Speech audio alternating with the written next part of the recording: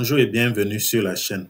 Vous rêvez d'immigrer au Canada, mais vous avez déjà entendu parler des délais interminables, des procédures compliquées et de la fameuse EIMT, étude d'impact sur le marché du travail, que la plupart des employeurs ne veulent même pas toucher du doigt presque. Si c'est votre cas, rassurez-vous, vous n'êtes pas seul. Des milliers de candidats francophones abandonnent chaque année convaincus que le système est trop lourd ou inaccessible. Et pourtant, il existe des chemins cachés que vous peut-être ne connaissez pas pour accélérer votre arrivée au Canada. Des programmes moins connus, mais extrêmement stratégiques qui permettent de contourner les obstacles classiques. Parmi ces passerelles qui peuvent accélérer votre projet, il y en a une qui mérite toute votre attention si vous êtes francophone et que vous visez un emploi hors du Québec. Dans cette vidéo, je vais vous dévoiler le programme Mobilité francophone, qui est un outil unique qui donne aux travailleurs qualifiés francophones un permis de travail dispensé d'études d'impact sur le marché du travail, EIMT. Concrètement, cela veut dire que votre futur employeur n'aura pas à prouver qu'il n'a trouvé personne d'autre au Canada pour vous recruter. Le résultat, c'est moins de paperasse, moins de délais, plus de chances pour vous de décrocher un emploi au Canada rapidement. Au cours de cette présentation, nous allons explorer ensemble plusieurs points. Le premier, on va voir les défis habituels de l'immigration classique et pourquoi mobilité francophone change la donne. Deuxième point, on va voir les critères d'admissibilité. Qui peut réellement bénéficier de mobilité francophone? Troisième point, on va voir vraiment une liste pratique pour vérifier si vous remplissez toutes les conditions. Et puis, quatrième point, on va voir un guide pas à pas pour déposer votre demande avec succès. Cinquième point, on va voir ce qui vous attend au Canada avec ce permis de travail sous mobilité francophone. Et enfin, on va voir comment transformer cette opportunité temporaire en résidence permanente, grâce notamment à Entrée Express et au programme des candidats des provinces. Restez bien jusqu'au bout, car je vais également répondre aux questions fréquentes que les candidats se posent et déconstruire certains mythes qui empêchent beaucoup de francophones de profiter de ce programme. Et surtout, je vais vous donner des conseils pratiques pour éviter les erreurs qui pourraient ralentir ou faire échouer votre projet. Alors, si vous voulez découvrir comment mobilité francophone peut être votre raccourci vers le Canada, asseyez-vous confortablement et prenez de quoi noter. Et suivez-moi dans ce voyage à travers l'un des programmes les plus avantageux pour les francophones qui veulent s'établir durablement au Canada.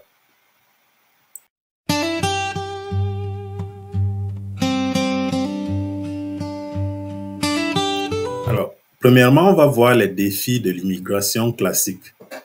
Avant de plonger dans le programme Mobilité francophone proprement dit, il est essentiel de comprendre pourquoi ce programme est si précieux. Pour saisir ça, regardons d'abord les difficultés que rencontrent beaucoup de candidats lorsqu'ils tentent d'immigrer au Canada par les voies classiques. Le défi numéro 1, c'est la lourdeur administrative de l'étude d'impact sur le marché du travail. Donc, le premier obstacle, sans doute, c'est le plus décourageant, c'est l'étude d'impact sur le marché du travail, que vous entendez souvent en anglais LMIA, donc étude d'impact sur le marché du travail. Concrètement, pour embaucher un travailleur étranger, un employeur canadien doit prouver qu'il a essayé de recruter localement et qu'aucun Canadien ou résident permanent du Canada n'a voulu ou n'a pu occuper le poste.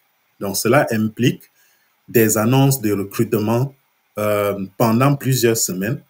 Ça implique des justificatifs détaillés à présenter aux autorités canadiennes et ça implique des frais administratifs assez élevés. Donc, le résultat, c'est que la plupart des employeurs hésitent de passer par cette voie d'EIMT ou refusent carrément de passer par cette procédure. Et si l'employeur n'est pas motivé, vos chances de recevoir une offre valide s'évaporent rapidement. Donc, le deuxième défi, c'est que même lorsque l'EIMT est obtenu, les délais peuvent être extrêmement longs entre la recherche d'emploi, la préparation pour l'étude d'impact sur le marché du travail, l'analyse par les services canadiens qui vérifie si tout est conforme et la demande de permis de travail, il n'est pas rare que le processus prenne plusieurs mois, voire plus d'1 an. Voilà. Donc, pour les candidats motivés qui souhaitent démarrer rapidement un projet de vie au Canada, cette attente interminable, c'est une véritable épreuve.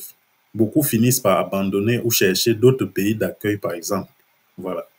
Donc, le troisième défi, ce sont les coûts financiers. Donc, il y a des frais. L'employeur doit payer beaucoup d'argent, hein, quand même assez d'argent hein, pour soumettre une EIMT. Voilà, pour soumettre une EIMT. Et puis, ça doit être dans les quelques centaines de dollars. Voilà. Et puis, le candidat doit assumer les frais de demande de permis de travail. Voilà, de biométrie, de tests de langue, parfois même de traduction de documents. Voilà ce que le candidat doit assumer. Et tout ça sans garantie de succès. Hein. Ce n'est pas garanti après avoir obtenu tout ça que vous aurez le permis de travail. Parce que c'est l'agent d'immigration qui va décider si oui ou non il vous accorde le permis de travail. Donc, imaginez que vous investissez tout ce temps, toute cette énergie et tout votre argent pour recevoir à la fin une réponse négative. Voilà, donc c'est ça le défi des coûts financiers. Il y a aussi le manque d'informations claires. Ça, c'est le quatrième défi. Donc, ça, c'est un autre problème majeur. Voilà, donc autrement dit, la complexité du système. Parce qu'il y a plein de programmes d'immigration, les règles changent régulièrement, les sites officiels regorgent d'informations techniques et les forums en ligne regorgent de conseils parfois contradictoires. Donc, beaucoup de candidats se perdent là-dedans et commettent des erreurs dans les formulaires ou soumettent des dossiers incomplets, ce qui entraîne des retards supplémentaires ou des refus. Voilà. Donc, un autre défi aussi, c'est la concurrence mondiale. Il ne faut pas oublier que le Canada attire des centaines de milliers de travailleurs étrangers chaque année et les candidats proviennent du monde entier. Et beaucoup possèdent déjà de l'expérience au Canada ou un niveau d'anglais très élevé. Donc, pour un francophone, ça signifie se retrouver en compétition directe avec des profils anglophones très qualifiés. Et dans ce contexte, se démarquer devient difficile si on se limite aux voies traditionnelles. Et voilà, il faut trouver d'autres solutions quand on est francophone. Donc, vous voyez, le chemin classique est vraiment semé d'embûches pour un francophone. Lourdeur administrative, délais, coûts, incertitudes et concurrence. Mais imaginez maintenant un programme conçu spécifiquement pour les travailleurs francophones qui élimine une bonne partie de ces obstacles. Donc, un programme où l'employeur n'a pas besoin de passer par la lourde procédure d'étude d'impact sur le marché du travail qui demande du temps et de l'investissement, des finances et tout.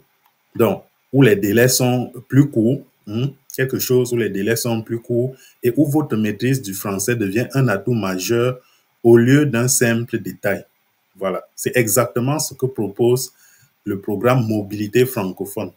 Et c'est ce que nous allons explorer dans la prochaine section. Donc, comprendre en détail ce programme Mobilité francophone, ses avantages et son fonctionnement.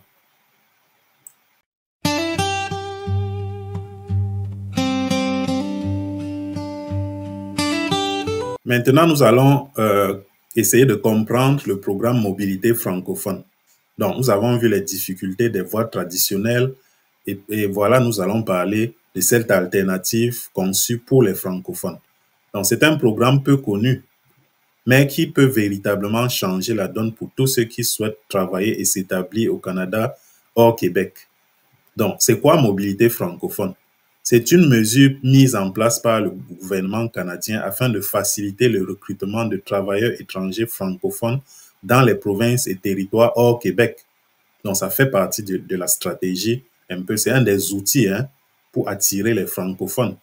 Vous savez que le Canada a mis en place une stratégie et des cibles d'immigration francophone. Donc, ça fait partie des outils qui pourraient permettre de tendre vers les objectifs visés, vers les cibles d'immigration visées pour les francophones. Donc, le cœur de ce programme est simple. Ce programme permet d'obtenir un permis de travail exempté d'études d'impact sur le marché du travail. Autrement dit, l'employeur n'a pas à prouver qu'il n'a trouvé aucun Canadien ou résident permanent du Canada pour occuper le poste avant de vous faire l'offre d'emploi. C'est une exemption extrêmement précieuse parce que ça enlève un énorme fardeau administratif et financier aux employeurs, ce qui les encourage à embaucher des talents francophones venant de l'étranger. Donc, les avantages de mobilité francophone sont plusieurs. Donc, premièrement, il n'y a pas d'EIMT, comme j'ai dit, moins de paperasse pour l'employeur. Donc, il n'a pas besoin de lancer des campagnes de recrutement coûteuses ni de justifier son choix auprès des autorités. Il peut simplement offrir le poste à un candidat francophone qualifié et déposer une demande simplifiée.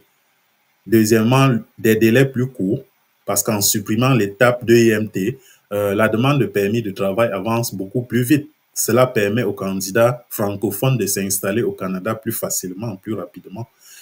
Et puis, troisièmement, la valorisation du français.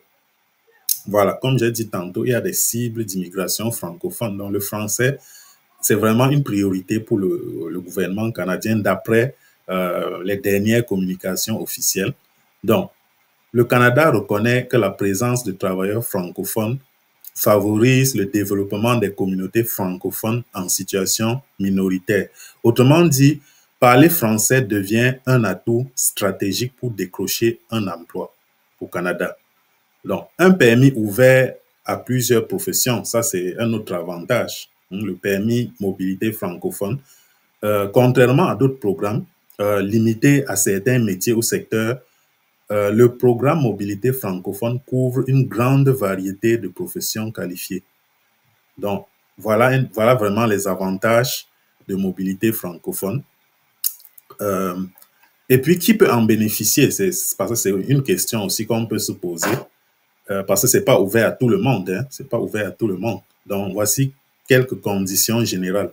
Premièrement, il faut être francophone. Donc, vous devez démontrer que le français est votre langue d'usage. Dans la pratique, ça signifie que vous devez être capable de travailler en français dans votre domaine. Donc, un test de langue officielle peut être exigé, comme le TEF Canada ou le TCF Canada, et un certain niveau de compétence linguistique est attendu. Généralement, c'est le niveau NCLC 5. Voilà, donc c'est ça. Donc, vous devez passer un test de langue pour prouver que vous êtes francophone et que vous parlez français correctement. Voilà. Donc, ensuite, vous devez avoir une offre d'emploi valide. Vous devez avoir une offre d'emploi valide. L'offre doit provenir d'un employeur situé hors du Québec et correspondre à un poste qualifié selon la classification canadienne des professions, qu'on appelle aussi la classification nationale des professions, CNP. Voilà. Donc, ça inclut la plupart des postes de gestion, postes professionnels techniques. Hein? Ça inclut tout ça. Et même, ça inclut des emplois non qualifiés. Et à l'exception des offres dans une profession agricole primaire de niveau 4 ou 5, faire 4 ou 5. Donc, ça, c'est l'exception. Mais à part ça, tout autre emploi, vous pouvez y prétendre. Voilà, toute autre offre d'emploi, vous pouvez y prétendre. Donc, ensuite, vous devez remplir les conditions générales de l'immigration canadienne. Comme pour tout permis de travail, vous devez présenter un passeport valide, prouver que vous respectez les conditions d'entrée au Canada, soumettre les documents exigés pour les antécédents, la biométrie, etc. Donc, il y a les documents qu'on va demander. Donc, quelques précisions importantes quand même. La mobilité francophone ne permet pas de travailler au Québec. Donc, si vous voulez aller au Québec, n'utilisez pas mobilité francophone parce que c'est destiné à ceux qui veulent travailler pour un employeur situé hors du Québec. Si vous obtenez ce permis, vous devez travailler dans une province ou un territoire hors Québec. Deuxièmement, mobilité francophone, ce n'est pas un permis de travail ouvert. C'est un permis lié à un employeur donné. Mais l'avantage, c'est que l'obtention est beaucoup plus simple que par une demande classique avec EIMT. L'objectif n'est pas uniquement de combler des postes, mais aussi de soutenir la vitalité des communautés francophones dans des régions où le français est minoritaire, comme j'ai dit avant. Voilà, donc c'est vraiment dans l'optique d'aider les communautés francophones. parce que les communautés francophones hors Québec sont parmi les priorités du gouvernement canadien. Donc, imaginez un ingénieur vivant en Afrique ou en Europe, il postule pour un poste en Ontario dans une entreprise qui a besoin de ses compétences. Sans mobilité francophone, l'employeur devrait prouver qu'il n'a trouvé aucun Canadien et puis remplir une EIMT, attendre plusieurs mois. Mais avec mobilité francophone, il peut directement embaucher le candidat francophone qui reçoit son permis de travail plus rapidement et peut s'installer au Canada avec sa famille. Voilà. Donc, voilà donc ce qu'est mobilité francophone. C'est un permis de travail simplifié, sans EIMT, conçu spécialement pour les travailleurs francophones hors Québec. Mais la vraie question, c'est est-ce que vous êtes admissible? Donc, nous allons voir ça dans la prochaine section, dans la prochaine partie.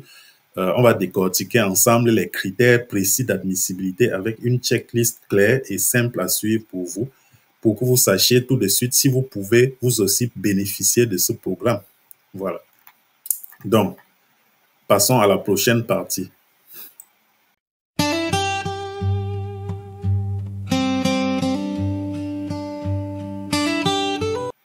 Alors, qui est admissible? Maintenant que nous savons ce qu'est mobilité francophone et pourquoi elle est avantageuse, il est temps de répondre à la question la question de savoir qui est admissible, la question que vous vous posez sûrement. Vous vous demandez, est-ce que je suis admissible à ce programme-là? Donc, depuis 2023, le gouvernement canadien a reprécisé les critères d'éligibilité à mobilité francophone. Donc, c'est ce qu'on va voir tout de suite. La première étape, vous devez respecter les conditions générales pour un permis de travail. Donc, comme pour toute demande de permis de travail, vous devez répondre aux conditions de base pour posséder un passeport valide, être en mesure de convaincre l'agent d'immigration que vous quitterez le Canada à la fin de votre permis. Voilà, sauf si vous transitionnez vers la résidence permanente par la suite. Ne pas être interdit de territoire à cause d'un casier judiciaire, des raisons médicales graves, de criminalité et autres raisons qui vous fausses déclarations. Et il y a d'autres raisons pour lesquelles vous pouvez être interdit de territoire. Donc, ne pas être interdit de territoire et puis fournir les documents exigés au complet. Donc, pour la biométrie, pour vos antécédents, puis les formulaires au complet et d'autres documents qui peuvent être demandés. Ça peut sembler évident, mais beaucoup de demandes échouent simplement parce que les formulaires ne sont pas remplis correctement ou parce qu'un document essentiel manque. Comme je dis toujours dans toutes mes vidéos, prenez le temps de bien ordonner votre demande. Prenez le temps de réunir tous les documents au format demandé, clair et lisible, et classer vos documents avant de soumettre. Vérifiez il y a toujours une liste de contrôle. Dans tous les cas, vous avez un moyen de voir s'il manque un document ou pas. Ne courez pas, vraiment vérifier point par point et si possible même plusieurs fois que vous avez tout réuni et que tout est au format demandé avant de faire la soumission. Parce qu'une fois soumis, si quelque chose manque, soit un document, soit une information qui manque, soit un formulaire mal rempli, c'est évident que vous aurez un refus ou un retour de votre demande. Ça sera une perte de temps et possiblement une perte d'argent. Voilà, donc faites une demande soignée, comme je le dis toujours. C'est l'un des points qui pourrait vous permettre que vos chances soient vraiment intactes. Voilà. Que si même on refuse votre demande, que ça ne soit pas parce que vous êtes mal organisé. Faites déjà le travail à votre niveau et puis vous aurez fait le plus gros. Voilà. Étape 2, travailler hors Québec. Donc, mobilité francophone vise à soutenir les communautés francophones en situation minoritaire. Je l'ai dit tantôt. Donc, concrètement, ça veut dire que pour être admissible, vous devriez vivre et travailler dans l'une des provinces canadiennes ou l'un des 3 territoires autres que le Québec. Voilà. Donc, par exemple, vous pouvez vivre et travailler en Ontario, en Colombie-Britannique, au Manitoba, au Yukon, ainsi de suite. Mais pas Montréal ni Québec. Voilà. Donc, oubliez. Pour mobilité francophone, oubliez Montréal, oubliez Québec, oubliez Trois-Rivières et d'autres villes québécoises. C'est mobilité francophone, c'est pour vivre et travailler hors du Québec. Donc, si vous obtenez ce permis et que vous tentez de travailler au Québec, vous seriez en non-conformité et risquez de compromettre votre statut au Canada. Donc, faites attention à ça. Troisième étape, vous devez prouver vos compétences en français. Donc, voici un point crucial. Pour être admissible, vous devez prouver que vous avez un niveau intermédiaire en français dans toutes les compétences. Voilà, dans toutes les compétences. Donc, si voici quelques précisions quand même qu'il faut faire. Donc, le niveau 5 correspond à une capacité de communication fonctionnelle. Ça veut dire que vous n'avez pas besoin d'être parfait, mais vous devez montrer que vous pouvez travailler en français dans un cadre professionnel. Et pour prouver votre niveau, les tests généralement acceptés sont le TEF Canada ou le TCF Canada. Voilà. Et puis, une fois les résultats obtenus, on va les comparer, faire l'équivalence avec les niveaux de compétences linguistiques canadiens.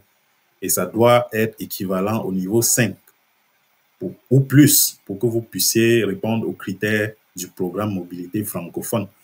Même si vous êtes francophone de naissance, un test officiel est exigé. C'est parmi les critères d'admissibilité. Donc, vous ne pouvez pas échapper au test, même si vous êtes né francophone.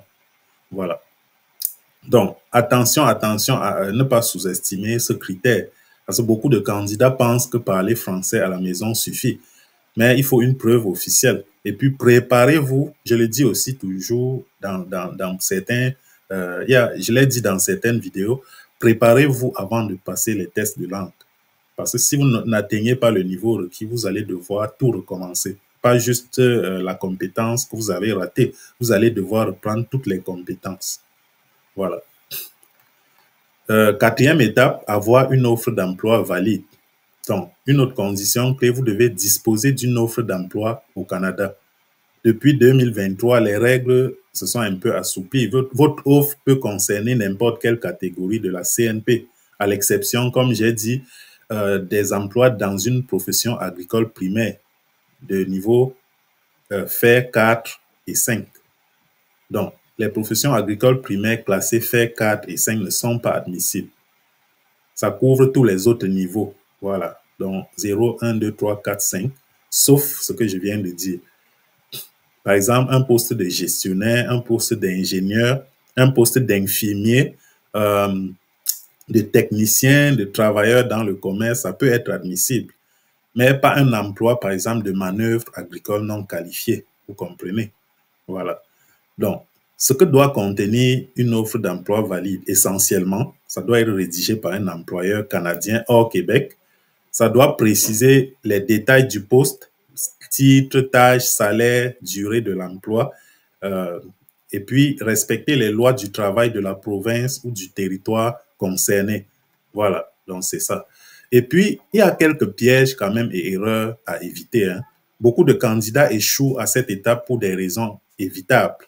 Par exemple, ils postulent à des emplois qui ne sont pas admissibles. Comme j'ai dit, j'ai cité les emplois qui ne sont pas admissibles. Ils ne fournissent pas de preuves linguistiques claires. Leur offre d'emploi est trop vague ou ne respecte pas les normes. Par exemple, un simple email de promesse d'un employeur, ça ne suffit pas. Mon conseil, c'est de vous assurer que votre employeur comprend bien le fonctionnement du programme mobilité francophone. Expliquez-lui que vous n'avez pas besoin d'EIMT et que la procédure pour les francophones est beaucoup plus simple. Cela va rassurer l'employeur et augmenter peut-être vos chances d'aller, de poursuivre votre projet. Donc, en résumé, pour être admissible, depuis 2023, vous devez répondre aux conditions générales d'un permis de travail, travailler hors Québec dans une province ou un territoire hors Québec, prouver un niveau de français NCLC 5 dans toutes les compétences et avoir une offre d'emploi valide d'un employeur hors Québec, à l'exception des emplois dans des professions agricoles primaires de niveau FAIR 4 et 5. Voilà. Donc, si vous remplissez ces critères et apportez toutes les preuves justificatives et d'autres preuves d'éligibilité, alors vous êtes sur la bonne voie pour bénéficier de ce programme. Donc maintenant que vous avez vérifié votre admissibilité grâce à ce que je viens de dire, la question suivante, c'est comment déposer concrètement une demande pour mobilité francophone. Voilà, c'est ce que je vais voir dans la prochaine partie. Je vais vous guider pas à pas dans le processus, les documents à préparer jusqu'au dépôt en ligne de votre demande.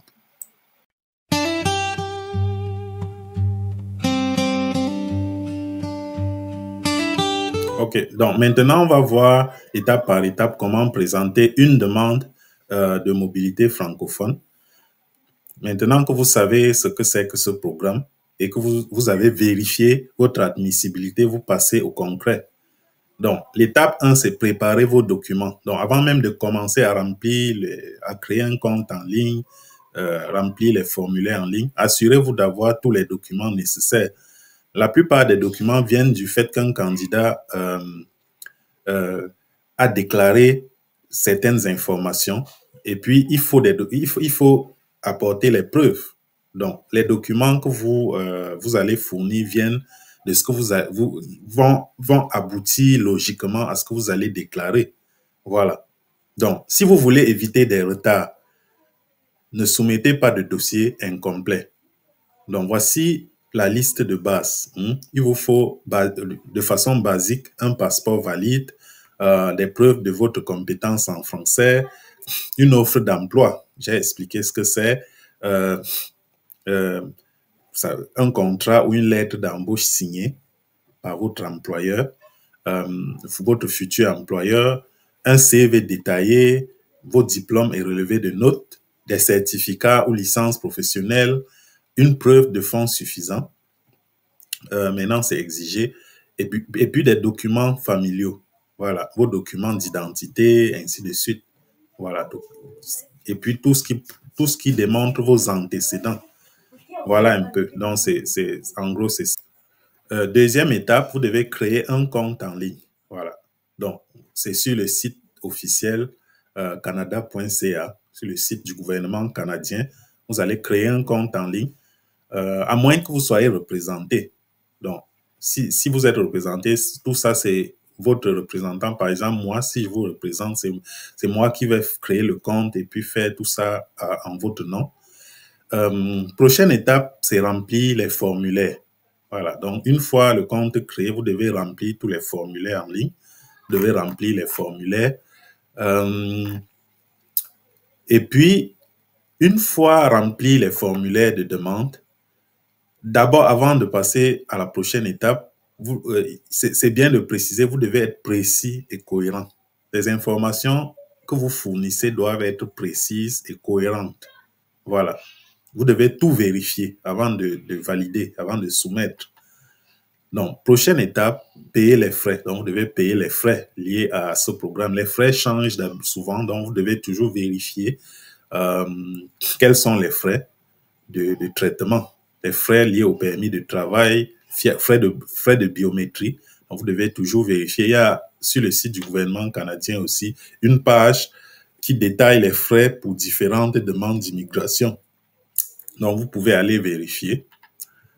Étape 5, fournir vos données biométriques. Donc, quand vous soumettez votre demande, il vous sera demandé de fournir vos données biométriques, empreintes digitales, photos et tout. Les indications pour ça vous seront données par le gouvernement canadien. Et puis, une fois tout ça fait, vous attendez le traitement de votre demande et la décision de l'agent. Voilà, donc c'est ça. Et puis, l'étape suivante, c'est l'étape de l'arrivée au Canada. Si votre demande est acceptée, vous allez recevoir les détails et puis vous allez devoir aller au Canada. Donc, vous allez suivre les étapes indiquées à votre arrivée, comment vous allez faire. Et puis, vous serez comme ça officiellement autorisé à travailler au Canada grâce à Mobilité francophone. Et pour votre famille, l'un des avantages de ce programme, c'est que votre famille peut vous accompagner au Canada. Votre conjoint peut obtenir un permis de travail ouvert qui lui permet de travailler pour n'importe quel employeur pendant que votre permis est valide.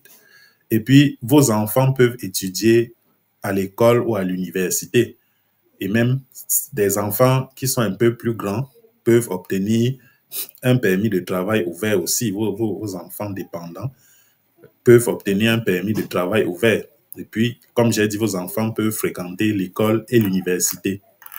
Voilà. Donc, en gros, c'est ça pour votre famille. C'est ça pour votre famille. Voici quelques conseils quand même hein, pour maximiser vos chances. Il faut revenir là-dessus. Pour maximiser vos chances. Premièrement, soyez proactif avec votre employeur. Expliquez à l'employeur que l'étude d'impact sur le marché du travail n'est pas nécessaire. Très important. Voilà. Donc, précisez ça à l'employeur toujours avant toute chose. Deuxièmement, préparez vos preuves linguistiques avant de recevoir une offre d'emploi parce que ça va accélérer les choses. Ça démontre que vous êtes francophone. Anticipez les délais. Ne démissionnez pas, par exemple, de votre emploi actuel avant que les choses soient vraiment précises. Ne lâchez pas une branche sans tenir une autre. C'est ce qu'on dit souvent. Donc, vraiment, faites attention à ça. Et puis, si vous avez besoin de conseils, consultez un professionnel comme moi qui peut vous aider à éviter des erreurs coûteuses, qui peut vous aider à naviguer dans le processus. Donc, voilà un peu. Vous connaissez maintenant les étapes essentielles pour présenter une demande de permis de travail dans le cadre de mobilité francophone. Préparation des documents, création du compte en ligne, formulaire, frais, biométrie, attente et puis arriver au Canada. Donc, obtenir un permis de travail, ce n'est que la première étape de votre aventure. La grande question que se posent la plupart des candidats, c'est en fait comment transformer cette opportunité-là, qui est temporaire en fait, en résidence permanente au Canada. C'est la finalité. Hein, c'est la finalité. Vous n'allez pas repartir après avoir obtenu quelque chose de si précieux. Donc, voilà un peu ce que nous allons voir dans la prochaine partie. Voilà ce que nous allons voir par la suite.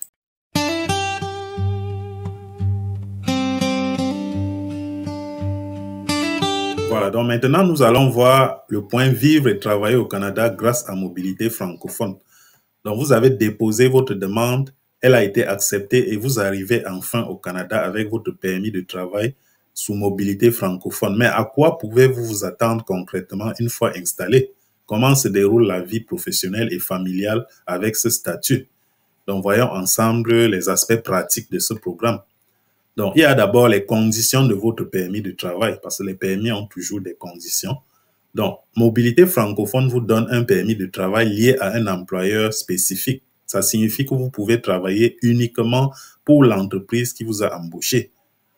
Voilà. Par contre, comme on a dit avant, les membres de votre famille, votre conjoint ou conjointe, et puis vos enfants qui peuvent travailler, eux peuvent trouver du travail chez n'importe quel employeur s'ils demandent un permis de travail ouvert. Voilà. La durée du permis de travail dépend généralement de celle de votre contrat. Voilà. Donc, souvent, c'est dans les 1 à 3 ans avec possibilité de renouvellement. Et vous devez respecter les conditions précisées. Poste, lieu de travail et parfois même province. Donc, vous devez vraiment respecter les conditions précisées. Et un conseil, gardez toujours une copie papier et numérique à la fois de votre permis de travail, ainsi que votre contrat d'emploi pour éviter des complications en cas de contrôle. Voilà. Votre famille peut vous accompagner. Ça, c'est un autre point important. Et l'un des grands avantages du programme Mobilité francophone, c'est pas centré sur vous seul. Votre conjoint ou conjointe peut généralement obtenir un permis de travail ouvert. Voilà, contrairement au vôtre qui est lié à un employeur spécifique, comme j'ai dit avant. Donc, son permis ne sera pas limité à un employeur. Ça lui offre un peu de flexibilité. Vos enfants mineurs ont droit à l'éducation dans les écoles de votre province d'accueil. Vous avez accès au système de santé provincial après une période d'attente. Voilà, donc c'est ça. Et puis en résumé, Mobilité francophone, c'est pas seulement un outil professionnel, c'est une porte d'entrée pour toute la famille au Canada. Maintenant, on va voir l'intégration dans la communauté francophone parce que Mobilité francophone, ça a aussi pour but de trouver d'autres francophones comme vous qui sont en situation minoritaire hors du Québec. Donc, faut pas oublier que ce programme, ça vise à renforcer ces communautés francophones hors Québec. Et en pratique, ça veut dire que vous allez souvent trouver des associations francophones prêtes à vous aider dans votre intégration. Vous allez trouver des écoles offrant des programmes en français pour vos enfants. Vous allez trouver des événements culturels francophones qui facilitent la création de liens sociaux. Par exemple, en Ontario, au Nouveau-Brunswick, Colombie-Britannique, il existe de véritables réseaux francophones où vous pouvez travailler, étudier, vivre en français tout en vous intégrant dans la société canadienne anglophone. Voilà. Et puis, il faut parler aussi des opportunités professionnelles. Votre permis vous permet de commencer à travailler immédiatement dans votre domaine. Et ça a plusieurs avantages stratégiques. C'est que vous acquérez de l'expérience canadienne, un atout majeur pour une possible demande de résidence permanente dans le futur. Et puis, vous développez un réseau professionnel local. Ça peut ouvrir la porte à d'autres opportunités d'emploi. Et puis, vous améliorez vos compétences en anglais. Rappelez-vous, mobilité francophone, c'est pour les provinces hors Québec qui, pour la plupart, sont anglophones. Donc, vous renforcez forcément votre anglais en vous frottant aux anglophones. Voilà. Donc, si vous souhaitez changer d'employeur, ça c'est très important, vous devez généralement demander un nouveau permis de travail. Mais le processus reste plus simple puisque vous bénéficiez déjà d'exemption de IMT. Voilà. Donc, attention, lorsque vous voulez changer d'employeur, vous devez quand même vérifier certaines choses. Et vous avez aussi des droits et obligations au travail. Avec un permis de travail valide, vous bénéficiez des mêmes droits que les autres travailleurs au Canada. Salaire conforme aux normes provinciales, accès à des conditions de travail sécuritaires, protection par les lois du travail, congés, heures supplémentaires, assurance emploi et autres. Voilà. Mais vous avez aussi des obligations. Respectez les lois canadiennes déjà en général, et puis respectez les termes de votre permis, payez vos impôts sur vos revenus canadiens, et puis ne pas travailler pour un employeur ou un poste qui vous est interdit. Voilà. OK, donc un exemple concret. Prenons l'exemple d'une infirmière francophone recrutée en Ontario. Grâce à Mobilité francophone, elle a obtenu son permis de travail sans que l'hôpital ait besoin en fait de faire une EIMT. Et puis son mari a obtenu un permis de travail ouvert et a pu trouver un emploi dans le commerce. Leurs enfants fréquentent une école francophone dans la province. Et puis en 2 ans, la famille a pu s'intégrer et puis améliorer son anglais. Et puis voilà, leur projet a débouché logiquement sur une demande de résidence permanente via Entrée Express. Voilà. Donc, en résumé, mobilité francophone ne se limite pas à un simple permis de travail, hein, comme on a vu tantôt. C'est une opportunité complète d'installation. Vous travaillez légalement dans votre domaine. Votre famille bénéficie de droits importants quand même au Canada. Vous rejoignez une communauté francophone dynamique et surtout, vous préparez le terrain pour une éventuelle résidence permanente au Canada. Voilà. Donc, justement, dans la prochaine partie, on va voir comment transformer ce permis de travail temporaire en statut permanent. Donc, dans la prochaine partie, comme je disais, nous allons voir comment transformer ce permis de travail temporaire en un statut permanent au Canada. Voilà. Nous parlerons d'Entrée Express. Nous parlerons du programme des candidats des provinces et de la façon dont Mobilité francophone peut être un tremplin direct vers la résidence permanente.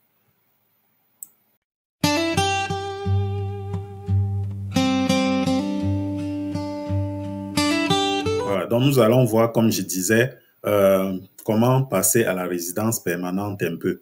Donc, Mobilité francophone est une véritable porte d'entrée pour venir travailler rapidement au Canada. Mais pour la majorité des candidats, le véritable objectif est d'obtenir la résidence permanente afin de s'installer durablement et puis sécuriser l'avenir de leur famille, bénéficier de tous les droits associés. Donc, la bonne nouvelle, c'est que ce programme n'est pas une fin en soi, c'est un tremplin vers la résidence permanente. Donc, voyons comment. Donc, pourquoi mobilité francophone, c'est un tremplin? Parce qu'en vous permettant de travailler légalement et d'acquérir de l'expérience canadienne, de l'expérience professionnelle au Canada, la mobilité francophone vous place dans une position très avantageuse pour les programmes d'immigration permanente. Donc, vous obtenez une expérience de travail canadienne reconnue, ça c'est important. Vous augmentez vos chances dans le système Entrée Express et vous ouvrez la porte à plusieurs programmes des candidats des provinces qui valorisent fortement les francophones. Et puis, dépendant de la province où vous travaillez, il y a d'autres programmes, il y a beaucoup de programmes qui pourraient vraiment être attractifs pour votre profil. Voilà. On va commencer par Entrée Express avec la catégorie de l'expérience canadienne. Donc, Entrée Express, comme vous savez certainement, est le système principal pour sélectionner les travailleurs qualifiés qui vont devenir résidents permanents hors Québec. Donc, grâce à la mobilité francophone, vous pouvez accumuler de l'expérience de travail canadienne dans une profession qualifiée, ce qui vous rend admissible à la catégorie de l'expérience canadienne, qui est l'un des programmes administrés sous Entrée Express. L'avantage, c'est qu'avec seulement 12 mois d'expérience de travail qualifié au Canada, vous pouvez soumettre un profil d'Entrée Express sous la catégorie de l'expérience canadienne. Vous n'avez pas besoin de démontrer que vous avez une preuve de fond. Ça, c'est un avantage par rapport à d'autres candidats. Par exemple, pour le programme des travailleurs qualifiés ou le programme des travailleurs de métiers spécialisés qui doivent justifier de la preuve de fond suffisante. Vous n'avez pas besoin de ça si vous postulez sous la catégorie de l'expérience canadienne. Donc, votre français peut vous donner beaucoup de points supplémentaires dans le système de classement d'Entrée Express. Voilà. Par exemple, un candidat francophone qui travaille comme technicien en Ontario pendant 1 an grâce à Mobilité francophone peut entrer dans le bassin Entrée Express et puis obtenir des points additionnels grâce à sa langue française et son expérience canadienne. Voilà, donc c'est vraiment avantageux. La deuxième voie, c'est le programme des candidats des provinces. Donc, chaque province et territoire, à l'exception du Québec, possède son propre programme de nomination pour la résidence permanente. Et ces programmes ciblent des travailleurs en fonction des besoins économiques de la province ou du territoire qui cible les candidats. Donc, beaucoup de provinces ont créé des volets francophones ou accordent une priorité spéciale aux francophones. Voici des exemples. Par exemple, l'Ontario a un volet travailleurs qualifiés francophones dans le cas de son programme des candidats de l'Ontario. Voilà. Il y a le Manitoba, le Nouveau-Brunswick, l'île du Prince-Édouard aussi, qui ont des programmes actifs qui sont favorables aux francophones pour soutenir leur communauté. La Colombie-Britannique, bien que ça n'existe pas toujours un volet francophone, le bilinguisme, c'est un atout considérable là-bas. Voilà, donc à voir aussi. Pourquoi c'est intéressant? Parce qu'une nomination provinciale, ça va ajouter 600 points à votre score Entrée Express. Voilà, si cette province vous a nominé sous un volet Entrée Express, ça vous donne 600 points. Et là, vous êtes pratiquement garanti de recevoir une invitation à soumettre une demande de résidence permanente au fédéral. Voilà. Donc, une autre voie, ce sont les points supplémentaires pour le français d'Entrée Express. Depuis quelques années, le gouvernement canadien a renforcé les avantages liés à la maîtrise du français sous Entrée Express. Donc, si vous atteignez un niveau élevé en français, niveau 7 ou plus, mais moi je recommande niveau 9 et au moins un niveau intermédiaire en anglais, vous pouvez obtenir beaucoup de points supplémentaires. Beaucoup de points supplémentaires. Et ces points peuvent faire la différence entre rester bloqué dans le bassin et recevoir une invitation. Par exemple, une candidate qui a obtenu un niveau C1 au DEF Canada et un niveau B2 en anglais peut débloquer ses points de bilinguisme avec son expérience de travail acquise grâce à mobilité francophone. Elle devient extrêmement compétitive. Voilà, donc, d'autres solutions possibles en dehors d'Entrée Express, parce qu'il en existe certainement. Donc, par exemple, il y a le programme pilote d'immigration dans les communautés rurales. Voilà. Et puis, il y a un autre programme, le programme pilote d'immigration dans les communautés francophones en situation minoritaire. Voilà des voies possibles, des options possibles. Euh, il y a aussi le programme d'immigration au Canada Atlantique qui peut être intéressant. Surtout si vous êtes dans l'Atlantique, si vous travaillez dans l'Atlantique, il y a des provinces qui favorisent des personnes travaillant déjà sur place. Et puis, il y a le parrainage familial, hein, si vous établissez des liens familiaux au Canada. Voilà. En gros, c'est ça. Donc, mobilité francophone vous permet donc d'entrer sur le territoire, de vous insérer professionnellement et de vous préparer à présenter un dossier de résidence permanente par la voie la plus adaptée à votre profil. Voilà. Donc, quelques conseils pour réussir la transition. Commencez à planifier tôt. Dès votre arrivée, informez-vous sur les programmes de résidence permanente disponibles pendant que vous travaillez. Gardez toutes vos preuves d'emploi, contrat, fiche de paye, lettre, employeur, tout ce qui sera indispensable pour votre demande de résidence permanente. Améliorez votre anglais. Même si vous êtes sélectionné comme francophone, un bon niveau d'anglais augmente sensiblement vos chances et vos points. Et puis, renseignez-vous sur les programmes provinciaux, parce que chaque province, comme j'ai dit, a ses propres règles. Inscrivez-vous, par exemple, aux infolettres des programmes provinciaux pour ne rien manquer. Et puis, n'attendez pas la fin de votre permis pour commencer les démarches. Vous pouvez les initier dès que vous êtes admissible à un programme de résidence permanente. Voilà. Donc, mobilité francophone, c'est pas seulement un permis temporaire. C'est une stratégie intelligente pour mettre un pied au Canada rapidement, acquérir de l'expérience canadienne, profiter d'avantages uniques liés à la langue française et surtout ouvrir la voie vers la résidence permanente grâce à Entrée Express, au programme des candidats des provinces et aux points supplémentaires pour le français. Mais avant de conclure, il reste une étape importante, répondre aux nombreuses questions que vous vous posez certainement et déconstruire les mythes qui circulent autour de mobilité francophone. C'est ce que nous allons aborder dans la prochaine section, dans la dernière section. Donc, voilà.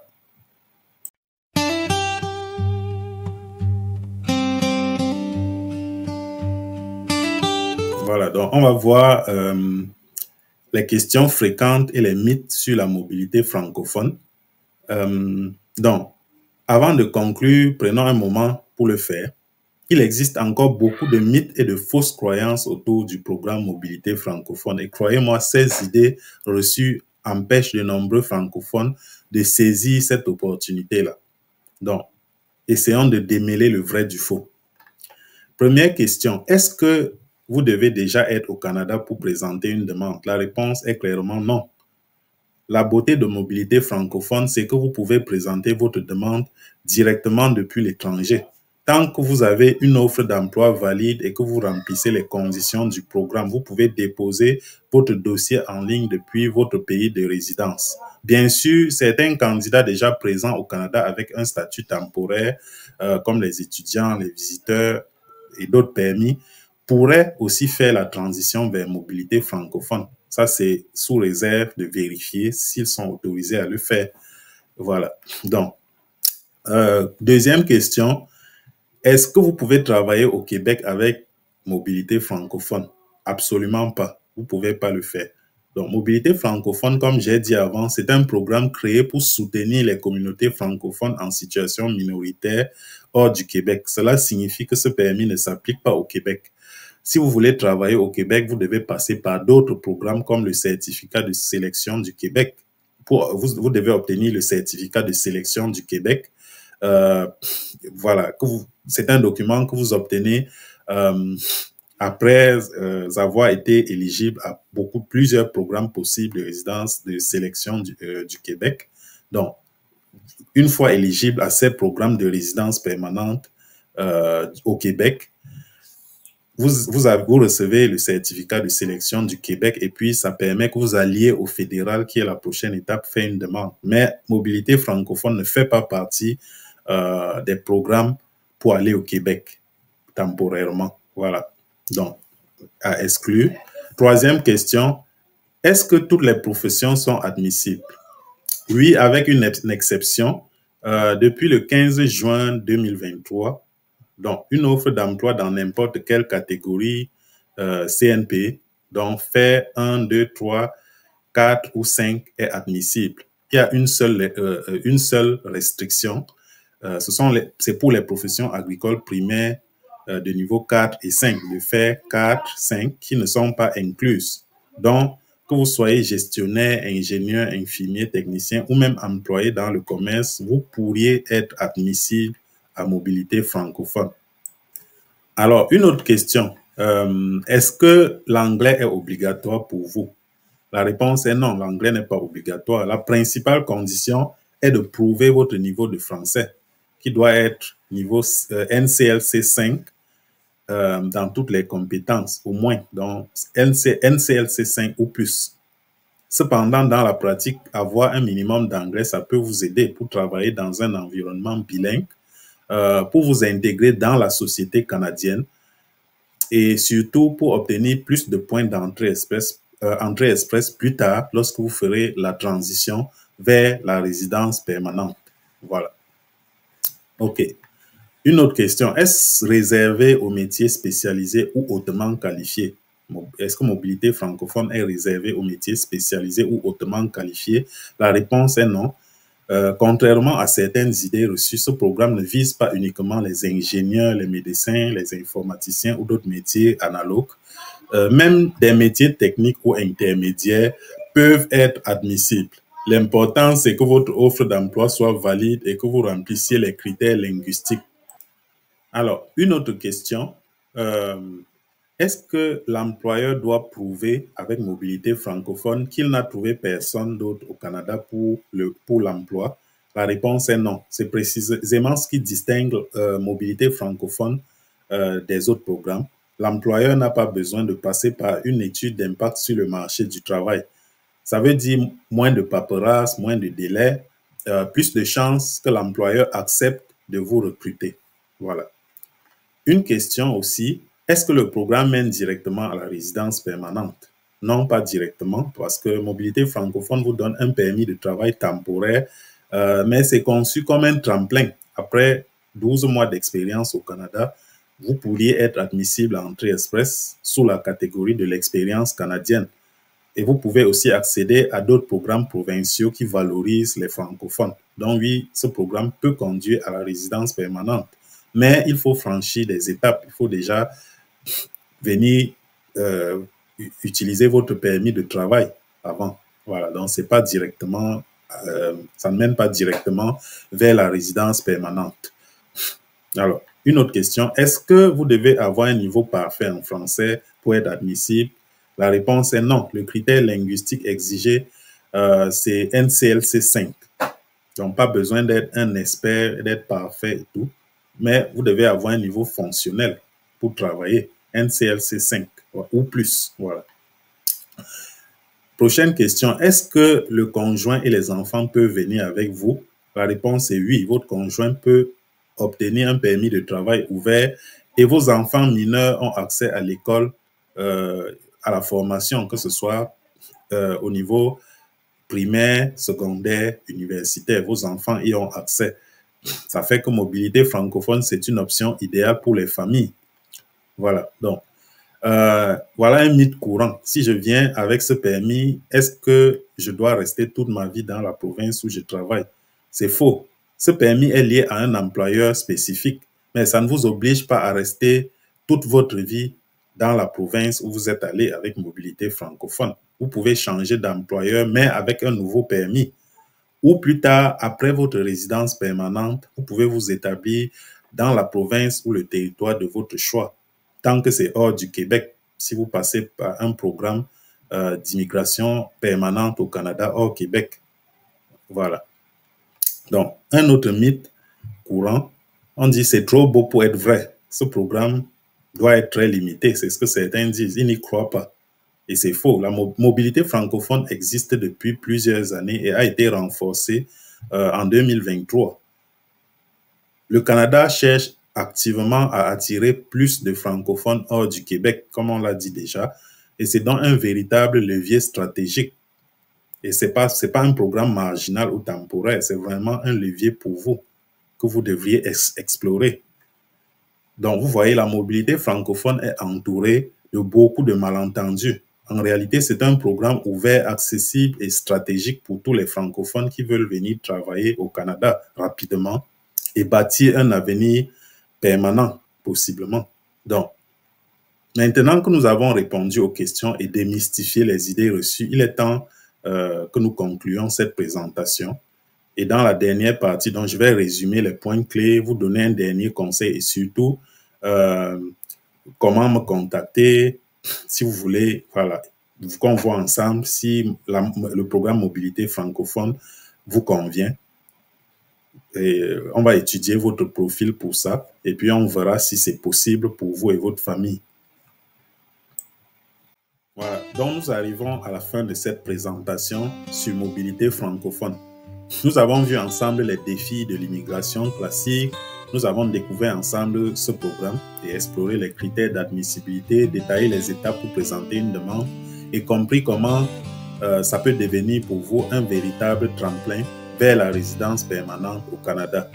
Voilà, donc si vous êtes francophone et que vous rêvez de venir au Canada, mobilité francophone, c'est probablement l'un des moyens les plus efficaces pour transformer ce rêve en réalité. N'attendez pas que les règles changent ou que les occasions se ferment. Plus tôt vous commencerez vos démarches, plus tôt vous serez installé avec un emploi stable et un avenir pour votre famille. Voilà, mais il faut préciser, ça demande de la préparation. Ce n'est pas juste un rêve, ça demande de l'investissement, de la préparation si vous voulez réussir véritablement au Canada. Voilà, donc on a dit que mobilité francophone, c'est exempté d'études d'impact sur le marché du travail. C'est conçu pour les francophones qui veulent s'établir hors Québec, s'installer hors Québec pour travailler. Et que pour en bénéficier, vous devez avoir rempli certaines conditions, entre autres, avoir un niveau NCLC 5 ou plus au test de français, et puis une offre d'emploi valide, et puis remplir d'autres conditions. Le permis vous permet de travailler légalement au Canada, d'amener votre famille, de vous intégrer dans une communauté francophone dynamique et surtout de préparer votre transition vers la résidence permanente. Avec de l'expérience canadienne acquise, vous pouvez accéder possiblement à Entrée Express au programme des candidats des provinces et profiter des points supplémentaires pour le français. En résumé, c'est une opportunité stratégique et rapide que trop peu de candidats francophones connaissent. Donc, si vous avez trouvé cette vidéo utile, n'oubliez pas de vous abonner à la chaîne, activer la cloche de notification pour ne rien manquer des prochaines vidéos sur l'immigration au Canada. Merci de liker et partager cette vidéo pour aider d'autres francophones à découvrir ce programme souvent méconnu. Et surtout, si vous souhaitez être accompagné dans vos démarches, que ce soit pour mobilité francophone ou un autre programme pour la résidence permanente aussi, je vous invite à me contacter. Mon WhatsApp et mon email sont en description. Vous pouvez aussi prendre rendez-vous pour une consultation initiale. Le lien est en description aussi, le lien vers la page de rendez-vous sur mon site web. Donc voilà, merci d'avoir regardé cette vidéo jusqu'au bout. Je suis convaincu que mobilité francophone, ça peut être le point de départ d'une belle aventure pour vous et votre famille. Voilà. Donc prenez action dès aujourd'hui si ça vous intéresse. Commencez vos recherches d'emploi, préparez vos documents et contactez-moi si vous avez besoin d'un accompagnement professionnel et personnalisé. Donc, à très bientôt dans une nouvelle vidéo et surtout, on l'espère, bienvenue au Canada.